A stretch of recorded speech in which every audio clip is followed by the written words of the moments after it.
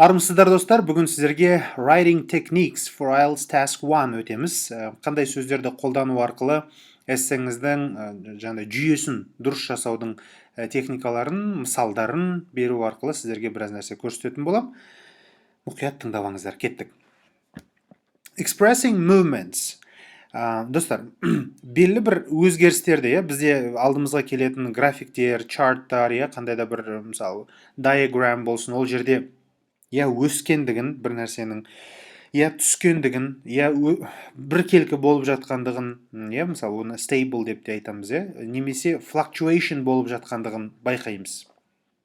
Осылардың дұрыс қолданылу арқылы, белгілі бір сөздер дұрыс қолдану арқылы сөйлемдерді қалай әдемі қылып жазуға болады, осыларды бүгін үйренейік. Мысалы, қараңыз достар, біз кейбір кезде білеміз, lexical resource деген бөлімі бар, сізді тексеретін кезде үшінші бөлім ретінде сіздің сөздік қорды қалай қолданатындығыңызға назар аударады. Яғни бір сөздің формасы бірде етістік ретінде қолданылса, бір кезінде зат есім ретінде қолданыла береді достар. Және соның қалай қолданысы бар екендігін бір мына сөйлемдерге қарап түсінсеңіз болады. Мысалы қараңызшы, unemployment levels fell. Fall, fell, fallen деген үш формасы бар, өткен шақта айтып жатырмыз. Жұмыссыздық деңгейі түсті дейді. We can use a related noun, for example. Тура осы fall етістігі болса, сол зат есім түрінде де fall болып саналады. Мысалы, there was a fall in unemployment levels. Яғни, жұмыссыздық деңгейінде түсу байқалды, төмендеу байқалды деген сөз. Екеуінің негізгі мағынасы бір, бірақ сөйлемдерді, мысалы, әсіресе бұл парафрейзинг жасау кезінде, әсіресе сөздік қорыңыздың кең екендігін көрсететін кезде бір сөздің жиі қайталанбау үшін басқа сөздермен алмастыру мақсатында осындай тіркестерді, осындай сөздерді бір-бірімен алмастырып жіберуге болады. Мысалы, қараңыз, бізде өсетін графиктер болатын болса, мына сөздерді қолдансаңыз болады. Мысалы, rise to something. Өткен шақта айтатын болсаңыз, rose to something. Rise, rose, reason деген етістік бар бізде. Өсті деген сөз. Және to деп, одан кейін барып қандай шамаға өскендігін көрсетеді. Бұл жерде етістік формасы. Тура солай, мысалы, a rise in something деп көрсетсеңіз болады. Бір нәрседе өсушілік деген мағынаны білдіреді. Яғни, rise сөзі уже зат есім ретінде де қолданыла алады. Көрдіңіз бе? Осылайша сіз бір сөздің жиі қайталанбауын жасай аласыз. Тура солай, мысалы, қараңыз. Increase to something. Бір нәрсе деңгейге өсі, мысалы, the level of oceans increased to a double amount of last year. Мысалы, өткен жылдың екі есе деңгейіне өсті, мысалы, increased to. Немесе, an increase in ocean level was in a double amount деп көрсетсеңіз болады. Көрдіңіз бе? Бір сөйлемді басқа сөйлем қылып жаза аласыз, мағынасы бір, бірақ ол жердегі негізгі функция атқарып тұрған етістігіміз бір жерінде зат есім болып қолданылса, бір жерінде етістік болып қолданыласылады. Тура солай, go up етістігі өткен шақта went up to something. Тура солай, growth деп те көрсете аласыз. Яғни өзгеріс, жоғары қарай өзгеріс. A growth in amount of мысалы, growth in standards of living, мысалы, өмір сүру стандартындағы өсушілік, немесе an upward trend in standards of living, өмір сүру стандарттарындағы жоғары қарай өсушілік, өсу қарқыны деп те қолданылады қазақшада. Бірден үлкен өзгеріс болатын болса, boomed to some level деп көрсетесіз. Мысалы, inflation rate boomed last year due to coronavirus. Коронавирусқа байланысты инфляцияның деңгейі өте қатты деңгейде өсіп кетті. Boomed деп көрсетеміз. Тура солай, a boom in inflation rate in 2020 was significantly seen due to coronavirus situation деп айтсаңыз болады. Көрдіңіз бе? Немесе a dramatic rise деп те көрсетуге болады. Драматикалық деңгейде, тікелей аударсаңыз. Драматическая деп аударады, тікелей аударады. Бірақ негізі өте қатты деген мағынаны береді. Өте қатты өзгеріс, өте сондай қарқынды өсушілік деген мағынаны білдіріп кетеді, достар.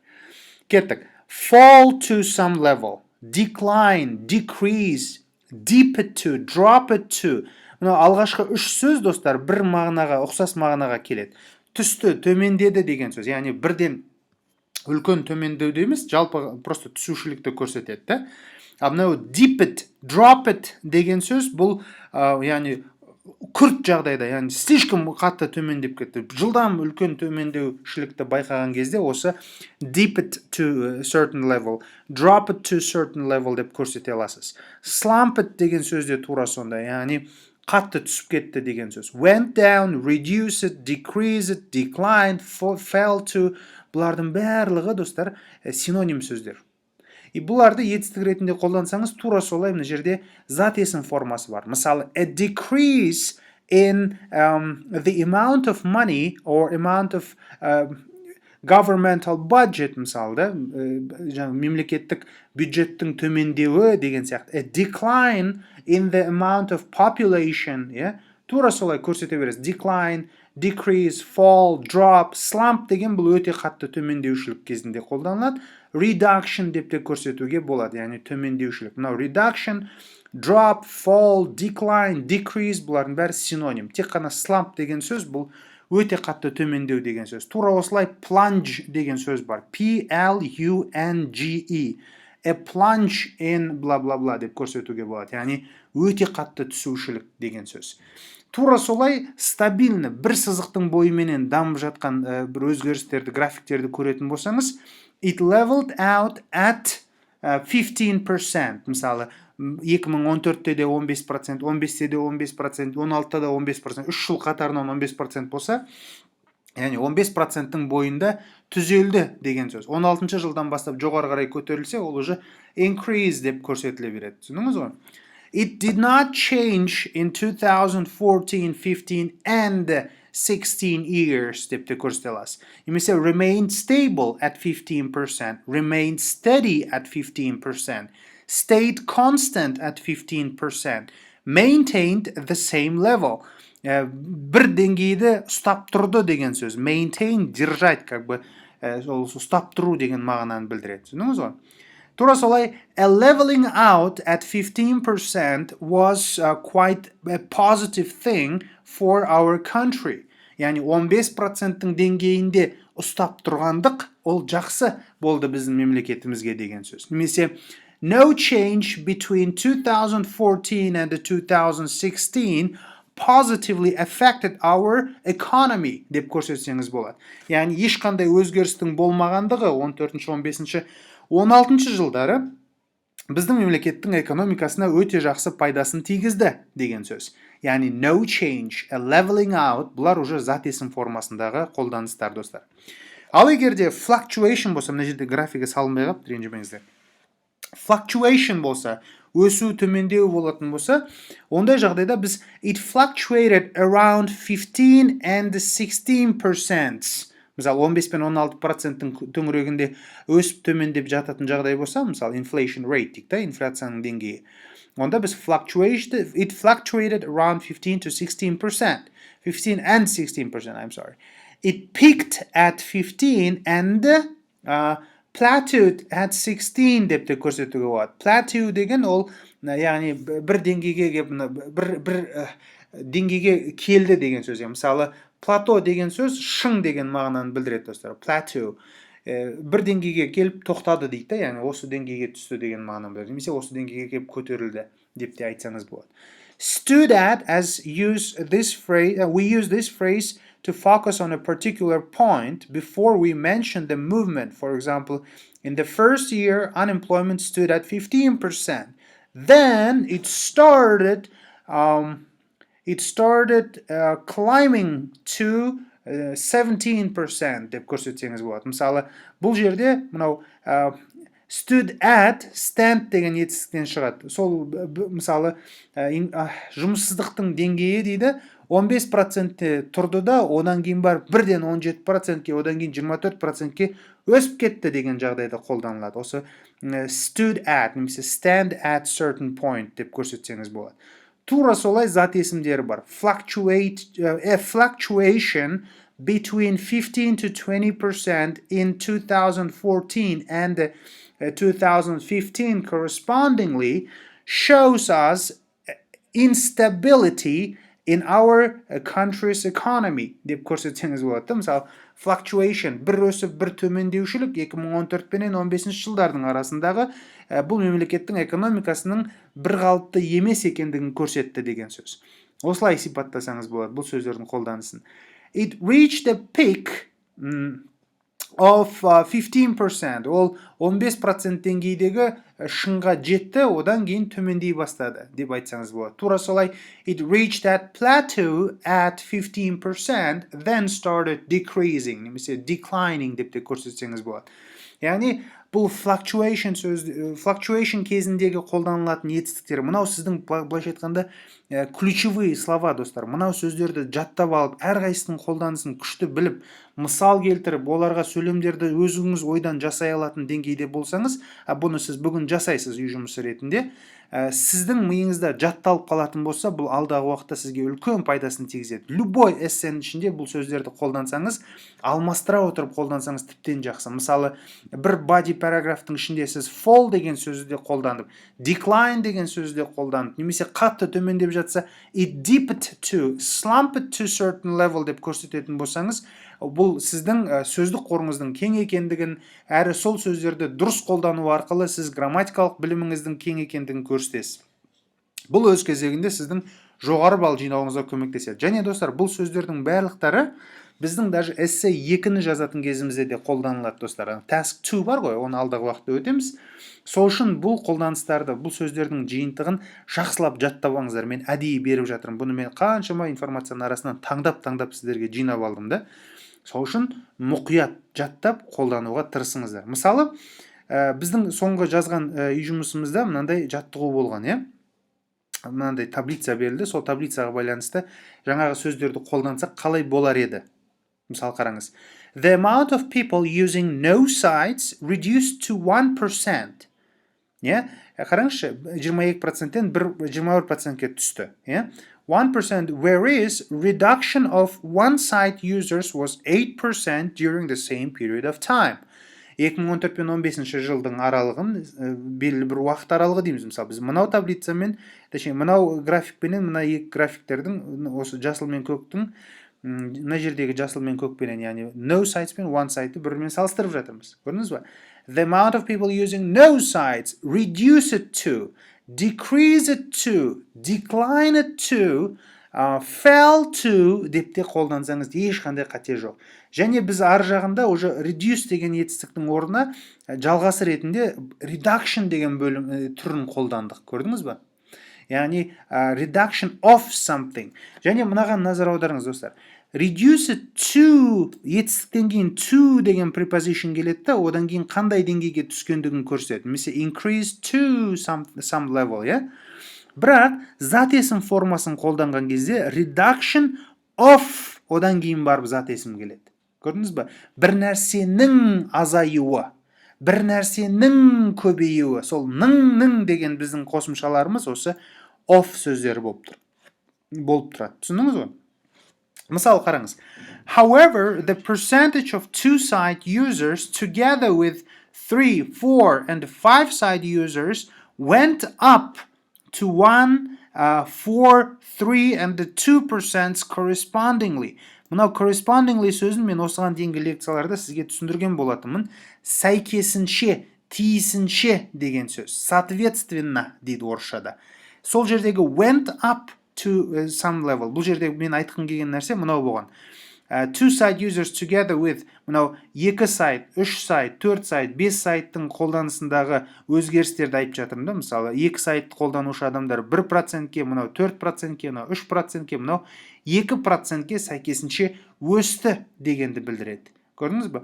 Осы сөйлемді осылай қолданып жүрдік. Бұл бізде қарасаңыз, есіңізде болса, бізде grammatical range and accuracy бар, грамматикалық қолданыс бар. Соның ішінде біз complex sentence-тарды қолдануды жасауымыз керек қой, эссе жазу барысында. Сол complex sentence-тің ішіне осы сөйлем кіреді. Қараңызшы. However, the percentage of two-side users together with 4 and 5 sides climbed to 1, blah, blah, blah, blah, blah. Ұзақ сөйлем жасадық, көрдіңіз ба? Correspondingly мен бітірдік. This positive growth illustrates the interest of Canadians to various types of social networking sites. яғни growth деп біз уже өсуді баяндап жатырмыз. Түсіндіңіз бе? Degree of change. Біз қазір келесі бөлімінде мынаны түсіндірем. Мысалы қараңыз, describing the movement, adjectives and adverbs. Біз осыған дейін сын есімдерді, үстеулерді үйрендік, достар. Мысалы қараңыз, sometimes we need to give more information about a trend as follows. There has been a slight increase in the value of the dollar, degree of change. Яғни біз кішкене өзгергендігін көрсетіп жатырмыз. Яғни біз бір нәрсенің мынау етістікті сипаттап тұрсақ, немесе зат есімді сипаттап тұрсақ, онда біз зат есімді сипаттайтын кез келген сөздің сын есім екендігін білеміз, adjective екендігін. Ал егер де етістікті сипаттайтын сөз болатын болса, ол бізде үстеу болып тұрады. Adverb, немесе орысшада наречие деп айтады бұларды. Наречие еще ол үстеу бізде сын есімдердің түрлерінде сипаттайды. Мысалы, әдемі қыз, beautiful girl, a very beautiful girl деп айтсақ, өте әдемі қыз деп, онда very деген сөзіміз үстеу болып тұрады. Сын есімнің деңгейін көрсететін болса, ол үстеуге жатады екен, достар.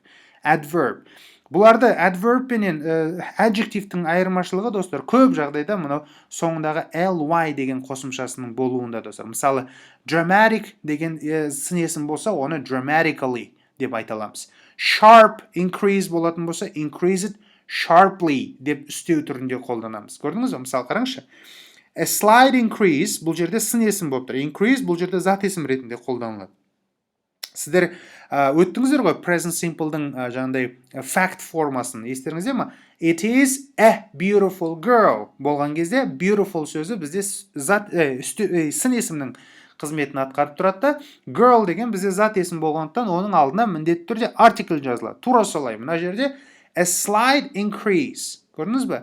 A verb with an adverb. Егерде етістік үстеуменен келетін болса, наречиемен келетін болса, to increase slightly, кішкене ғана өсу деген сөз. Көрдіңіз бе? Slightly, немножко деген сөз. Sharp, sharply, huge, hugely деп те қолданылады в идеале, бірақ желательно huge болып қалдырған дұрыс үстеу кезінде. Enormous бұл үлкен, шамадан тыс, алып деген мағынаны білдіреді. Enormously ол да сондай. Steep бұл өте такой болады ғой, steep деген қалай түсіндірсем екен. Тым биік, бірақ резкий биік болады, мысалы да, өте андай ұмытып тұрмын. Аудармасын қарасаңыздар түсінесіздер. Steeply дегенде сол, мысалы жарлар бар ғой, скала, скаланы steep деп айтады. Steep cliffs деп айтады, мысалы. Ол өте биік, бірақ резкий нелер, поднятие, жоғары қарай көтерілуі. Substantial бұл жерде значительный деген сөз, яғни көзге көрінетін дәрежеде сондай мағынаны білдіреді. Considerable бұл да тура сол мағынаға келеді. Significant бұл да значительный деген мағынаны береді бізде, жеткілікті дәрежеде. Markedly бұл да көзге көрінетін сондай бір деңгейде деген мағынаны біледі. Moderate деген біркелкі, бір қалыпты деген мағынаны білдіреді.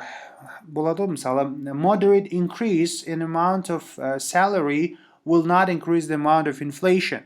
Яғни айлықтардың біркелкі өсуі инфляцияны қатты өсірмейді дейді. Көрдіңіз бе?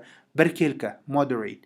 Slight, кішігірім, small, minimal, бұлардың бәрі кішігірім деген сөз. Slight, slightly.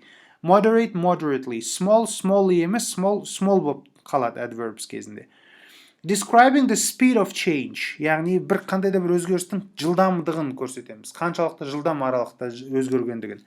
Мысалы, rapid growth, quick growth, swift growth, sudden growth, steady growth, gradual, slow growth. Бұлардың барлығын соңына ly жалғанады да, біз rapidly, it grew rapidly, it ran quickly, it changed gradually деп те көрсете береміз, достар. Жалпы алған кезде осы adjective пен adverb'тар. Describing a trend. We can describe a trend by looking at the difference between two levels at the end point of the trend. Яғни екі нәрсенің деңгейлерін бір-бірімен салыстырған кезде трендтарды көрсетеміз, достар. Мысалы қараңызшы. This year unemployment has increased by 20,000 cases. cases, yeah? Жұмыссыздық деңгейі 20.000 кейспенен көрсетілді дейді. Точнее, 20.000 кейсқа дейін өсті дейді. Енді қараңыз. This year there has been an increase in unemployment of 5%. Яғни сол unemployment деңгейін біз 5% болатын болса, 20.000 де 5%-пен де көрсетсек болады. Бірақ тура сол сөйлемді біз уже unemployment of something деп көрсеттік. Мысалы, increase by деп айтатын болса, бұл етістік арқылы қолданылған кезде. Increase сөзі етістік болса. An increase in unemployment of something, яғни of-тан кейін зат есім келеді. Increase бір кезінде етістік болып қолданылса, by арқылы жасалынады, зат есім болып қолданылса, of арқылы жасалады. Мысалы, I changed my mind. Мысалы, I changed this game, yeah? Мен осы ойынды өзгерттім. My change of the game деп те көрсетем. Көрдіңіз ба? Change сөзі бір кезінде, біріншісінде етістік болды. I changed the game. My change of the game was substantial. Көрдіңіз ба? Change of something. Бұл жерде change етістігі зат есім қызметін атқарып кетті екінші сөйлемде. Тура осы жерде де сол нәрсені көрсетіп жатыр. Яғни бұны сіз білуіңіз керексіз, достар. Окей? Үйреніп алыңыздар. Мысал келтіріңіздер, практика жасаңыздар. Кетті. Comparing and contrasting. Екі затты бір-бірімен салыстырған кезде қалай қолданамыз? Оған дейін мына мысалдарға бір назар аударасылайық. Degree of change. Қандай да бір өзгеріс болғанда. Мысал қараңызшы. There is dramatic change between no side and one side users in 2014. Қарасаңыз, no side 22% болды да, one side қолданушылары 36% болды. Көрдіңіз бе? Енді қараңыз. On the other hand, the percentage of one-side users considerably or significantly falls in 2015 in comparison with 2014 levels. Көрдіңіз бе? In comparison, в сравнении с деген сөз. 2014-пен салыстырғанда деген мағынаны білдіреді. Considerably, significantly. Describing one part of the chart, the highest proportion of population using social networking. Бұл бөлімді қазір чуть позже қараймыз. Екі затты бір-бірімен салыстырған кезде, достар, біз comparisons, немесе comparatives деген тақырыпты өттік сіздермен сын есім тақырыбын қайталап жатқан кезде, сол жерде мынаны мен ескертіп айтқам. Егер сын есім, adjective, прилагательное состоит из одного слога, бір буыннан тұратын болса, онда оның соңына er жалғанады, салыстырмалы түрде. Мысалы, it's a cheap book, it is cheaper than yours. Сенікінен арзанырақ. Large, larger, bright, brighter. Көрдіңіз бе? Бір буыннан тұратын сөздер, достар. Біздің қазақшаменен шатастырмаңыздар, достар. Ағылшын тілінде буын мәселесі қазақшаға қарағанда басқаша. Мысалы, бізде қазақшада екі дауысты тұрса, не үшін ол екі буыннан тұрмайды деп ойлауымыз мүмкін, бірақ ағылшындар бұларды бір буын деп санап кеткен. Large та тура сондай. Мысалы, large деп қоса алмайды да, мына г-е қосылып бір дыбысты бергендіктен, бұны е әрпін дауысты дыбыс деп көріп тұрған жоқ. Мына жерде екі дауысты қатар тұр, осы жерде cheap деген кездегі е әрпі и әрпі ретінде оқылып тұрғандықтан бұл дауыссыз болып тұр. Өзінен кейін келген а әрпі ғана дауысты болып саналады. Сол үшін де бұлар бір буын ғана деп айтып жатыр. Түсіндіңіз ғой? Қазақшаменен параллель келтірмеңіздер. Ағылшында логика кішкене басқаша. Жарайды ғой?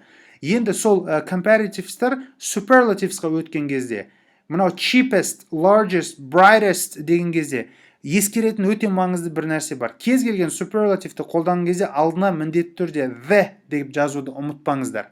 The cheapest, the largest, the brightest деп айтылуы міндетті, достар, окей?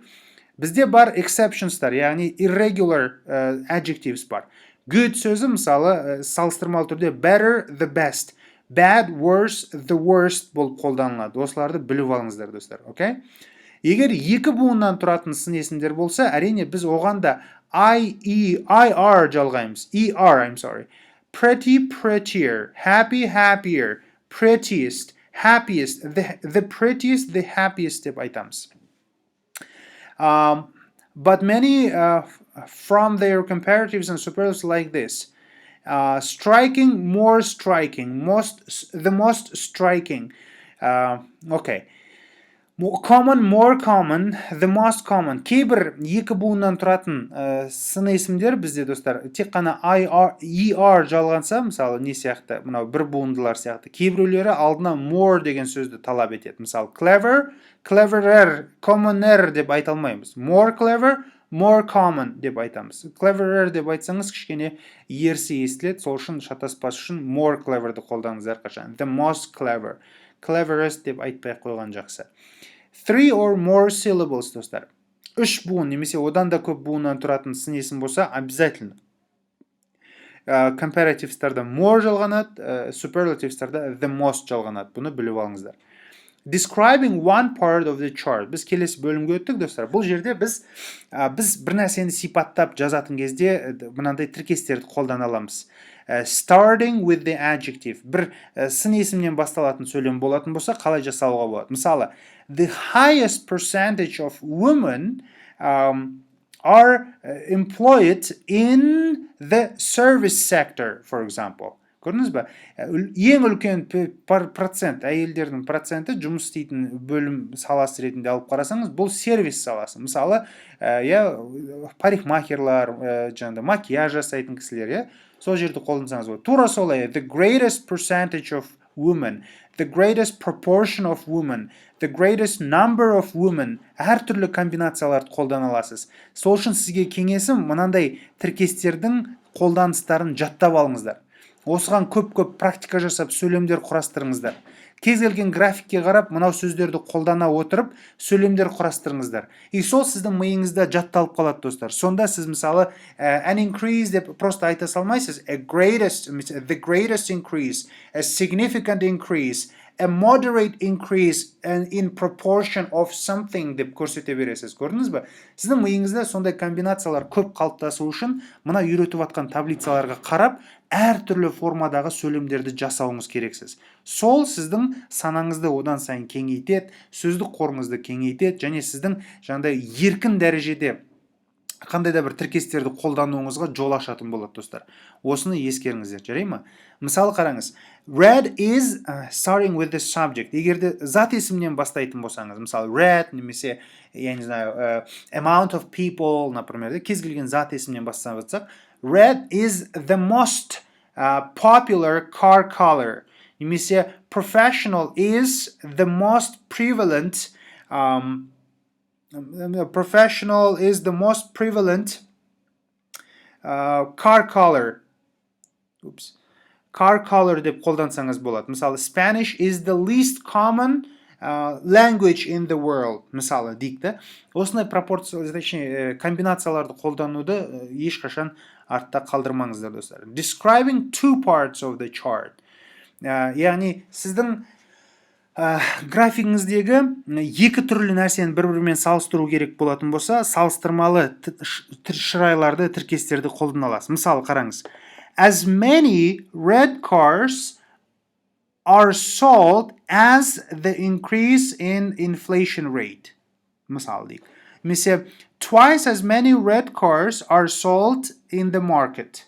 Мысалы, in 2014, twice as many red cars were sold by your company, for example, by the company of Canadians, for example. 3 times as many women are employed in the United States than in Canada, for example. Көрдіңіз бе, сіз екі түрлі информацияны бір-бірімен салыстыратын кезде уже осындай тіркестерді қолдансаңыз жақсы болады. Сол үшін әртүрлі комбинациялар жасап, мысалдар келтіріп, жаттап алып, соларды жиі қолдануға тырысыңыз. Мынау таблицаларды мен сізге электрон нұсқасын жіберем, распечатка жасап алып, прям жаттап алыңыздар. И сол таблицаға қарап отырып, кез келген эссе жазатын кезде соларды қолданыңызды өзіңізге әдетке айналдырып, пока миыңызда жатталып қалмайынша. Бұл жақсы техника достар. Осыларды біліп алсаңыз, сөздік қор ретінде любой эссені жаза аласыз. Шын айтамын сізге. Мысалы, a lot more holiday makers come from Mexico, for example. Көрдіңіз бе?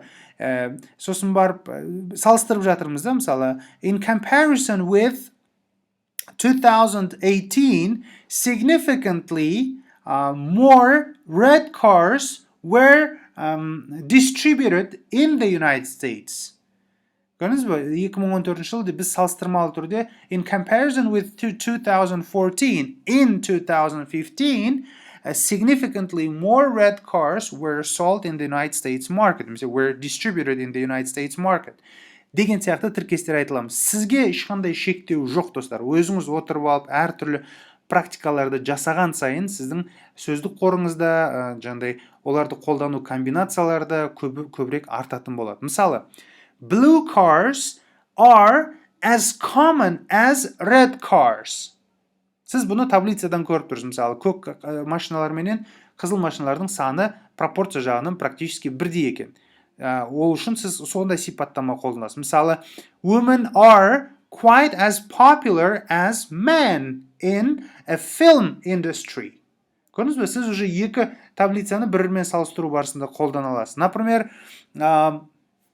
жаңағыдай бізде мәптар беріледі, карталар беріледі. Әсіресе 2-3 карталар бір-бірімен салыстыру үшін берілген кезде осы тіркестердің қолданысы сізге өте көп қолайлылық тудырады, достар. Сол үшін мына сөздердің аудармасын білмесеңіз аударып алыңыз, сосын қолданыстарын мейлінше көп жасасаңыз комбинациялар ретінде ойыңызда қалатын болады, достар. Okay? Grammar and vocabulary, достар. Сіздің енді қараңыз. You will receive a higher mark if your writing uses a range of structures and vocabulary correctly rather than a limited number. Біз білеміз, 4-ші бөлім бар, бізде grammatical, range and accuracy, яғни мейлінше көп грамматика тақырыптарын қолдану керек. And the flow chart, if the flow chart is simple and linear, then you may be able to link the stages together by simply using some of the following transition signals. Бізде мыналардың барлығы linking words-тардың қатарына кіреді, яғни transitions. Кешірім сұраймын. 30 минуттан аса болыпты сөйлеп жатқаныма. Transitionстар, мысалы linking words'тар, бөлімдерді бір-бірімен байланыстыру үшін. Мысалы, to begin with, the unemployment rate in Canada in 2018 and in 2020 деген сияқты әңгімеңіз осылай бастай аласыз. Яғни, to begin with, яғни бірінші бөлімнің басталып жатқандығының белгісі бұл. First of all, firstly деп айтсаңыз да болады. Екінші body параграфқа келгенде secondly, үшінші body параграфта thirdly, немесе бір ойдың арғарай жалғасы болса then, next, after that, finally деген сөздерді қолдана аласыз. Жаттап алыңыз мыналарды, достар. Көп практика жасаңыздар, ойдан сөйлем құрастырыңыздар. If the process is more complex, as in the example above, then you may need to also use these words. Яғни, сіздің сөйлемдеріңізді одан сайын күрделендіру керек болатын болса, онда мына сөздерді қолдансаңыз болады. Мысалы, alternatively, otherwise, in addition, at the same time, concurrently деген сияқты сөздерді қолдансаңыз болады. Мысалы, alternatively деген қосымша ой ретінде, немесе қосымша идея ретінде, қосымша сөз ретінде деп қолдансаңыз болады. Мысалы, otherwise, басқаша айтқанда деген сөз ретінде қолданылады. Осы сөздерді сіз қолданып практика жасаңыздар. Егер сөйлеуді практика жасау барысында қате жіберіп қоямын деп қорқатын болсаңыз, бірінші жазыңыз, сосын бізге жіберіңіз. Менің сөйлемім дұрыс па, дұрыс емес па деп. Біз сізге сол сөйлемдеріңізді тексеріп берейік. Сізге менің кеңесім, достар, бір Word файл ашыңызда, мысалы компьютеріңізде, алып тоқтамай осылардың барлығын 40 сөйлемдер құрастырыңыздар. Мейлі ол 50, мейлі 60, бүгін сіздерге берем көп жұмыстар. Сон сөйлемдерді көбірек қолданатын болсаңыз, достар, сіздің жаңағыдай қолыңыз жаттығады, миыңыз жаттығады, қате жіберетін жерлеріңіз болса мен дұрыстап берейін, Мәрзия ханым бар екен, біз екі жақтап дұрыстаймыз. Осылай сіздердің сөздік қорыңызбенен қатар мынау эссе жазу техникаларыңызды одан сайын күшейтетін боламыз. Using present simple passive. Қараңыз, достар, бізде active voice, passive voice деп сөйлемдер бөлінеді. Достар, мысал қараңызшы, active voice деген сөйлемдерде біз етістікті, немесе қандай да бір әрекетті тікелей адамның өзі жасайды. Ол мен болуы мүмкін, басқа біреу болуы мүмкін, біз болуымыз мүмкін, айырмашылық жоқ. Бірақ әрекетті бастауыштың өзі жасаса, бұл active voice. Әрекет бастауышқа жасалса, онда ол passive voice болып тұрады. Мысал қараңызшы, the examiner marks the test paper. Экзаменді қабылдаушы адам тесттің қағаздарын бағалайды дейді. The test paper is marked by examiner деп көрсетсеңіз болады. Көрдіңіз бе? Бұл жерде тесттің қағаздары бағаланады. Бірақ кімнің тарапынан бағаланады, оны айтсаңыз да болады, айтпасаңыз да болады. Бұл бізде passive voice достар. Бұл тақырыпты білесіздер деп ойлаймын, бірақ білмесеңіздер, алдағы уақытта мен сіздерге лекция ретінде жіберемін бұл тақырыпты. Okay? The two sentences have the same meaning, but the emphasis is different. In the active sentence, we are more interested in the person or thing doing the action, the agent. In the passive sentence, we are more interested in the person or thing affected by the action. Gördünüz mü? Biz adamның бір нәрседен әсерленуін байқаймыз дейді, сол passive voice кезінде, соны іздейміз дейді. If we want to mention the agent, we use by дейді. Mesela, by the examiner деп айтсаңыз да болады, by the examiner де айтпасаңыз да болады, достар. Мысалы, passive is not another way of expressing the same sentence. In the active, we choose the active or passive depending on what we are more interested in. In the first sentence, we are more interested in the examiner. In the second sentence, we are more interested in the test paper. The test paper is marked by the examiner. Немесе the test paper is marked деп те сөйлеміңізді бітірсеңіз қате болмайды, достар. Бұл passive voice-тың өзіндік бір ерекшелігі. Сол нәрселерді есте сақтаңыздар, достар. Мысал ретінде бағанағы мысалдардың жалғасын қоса салайын, соңғы сөйлем ретінде, екі сөйлем ретінде. Мысалы, the highest proportion of population using social networking websites were illustrated in 2014, where one-site users prevailed 1/3 of entire population of Canada. Біз highest proportion of population деп қолданып жатырмыз да. Біздің бағанағы таблицамызға осы сөздердің жиынтығына қарап отырмыз да. Мысалы, қараңызшы, the highest proportion of нені қолдандық мына жерде? Proportion of population using social networking websites were illustrated in 2014, where one side, where деген бізде relative clause. Бұны да мен сіздермен үйретіп түсіндірген болатым алдыңғы сабақтарда. Түсіндірме ретінде бұл құрмалас сөйлемдер құрау жағында, құрау кезінде қатты көмектеседі. Where, which, that деген сөздердің қолданылуы арқылы жасалынады. One side users prevailed, яғни превышала деген сөз, prevail деген сөз. 1/3 of entire population, яғни бүкіл адамдардың санының 1/3 бөлігін құрады дейді, Канаданың адамдар саны. Енді қараңыз. The lowest number of users were indicated in 2014, where 5 sites users were only 2% of Canadians. Мен мына таблицаға қарап айтып жатырмын да. 5 сайт қолданушы адамдар деймін, 2014 жылдың көрсеткіші бойынша 2%-ті ғана құрады дейді. Көрдіңіз бе? Осы сөйлемдердің құрылысына назар аударсаңыз, достар, сізге қатты көп көмегін тигізеді. Жаттап алыңыздар, әртүрлі комбинациялар жасаңыздар. Міне мынау жасалған комбинацияларға, таблицаларға қарасаңыздар, көп нәрсе үйренесіздер. Бүгінгі сабағымыз біраз ұзақ болды. Мұқият тыңдасаңыз көп пайдасын тигізеді. Біздің осыған дейінгі жазған эсселеріміздің барлықтарына назар аударыңыздар. Сол эсселерді қайтадан жазасыздар. Мына сөздерді қолданып, қайтадан переписывать будете. Это сильно поможет вам упорядочить определенные вещи у себя в голове. Сол үшін давайте реттеп, үйреніп, практика жүзінде қолданып, мынау нәрселердің барлығын жасаңыздар. Сонымен сайып келгенде бүгін біз сіздермен өсуді, төмендеуді, бір стабильность болған кезде, fluctuation болған кезде қолданылатын сөздерді үйрендік.